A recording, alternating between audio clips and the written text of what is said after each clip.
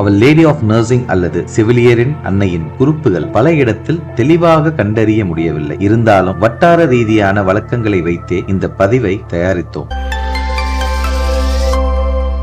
அன்னையின் இந்த குறிப்பிட்ட படம் அல்லது ஓவியமானது ஒரு கையில் குழந்தை இயேசு மற்றொரு கையில் செம்மறி ஆட்டை வைத்து இருப்பது போல் காட்சி அளிப்பதை நாம் காணலாம். இது இறைவனான இயேசுவின் மேல் உள்ள அக்கறையையும் பாசத்தையும் அன்னை நம்மிடத்திலும் காட்ட என்றுமே தயங்கியது இல்லை என்பதை அறிவிக்கிறது. துன்ப வேளையில், உடல்நிலை பாதிக்கப்பட்ட வேளையில் அண்ணன், தம்பி, உற்றார், உறவினர் என்று எந்த இரத்த பந்தம் இல்லாமலும் ஓடி வந்து உதவி செய்யும் செவிலியர்களுக்கும் அவர்கள் புரியும் சேவைக்கும் துணையாய் இருப்பவரே நமது மாதா. அன்னையால் பயன்பெற்ற எண்ணற்ற சாட்சிகள் இருந்தாலும் பெரும்பாலான செவிலியர்கள் அன்னை மேரி மாதாவின் அன்பையும் அரவணைப்பையும் குறிப்பிடும் வரலாற்றை அறிந்து இந்த சேவையை தொடர்கிறார்கள் என்றால் அது மிகையாகாது. அன்னையின் அன்பையும் துணையையும் நாடும் நாம் அன்னையின் அருளை நோக்கி பெற வேண்டுவோம். Praise the Lord.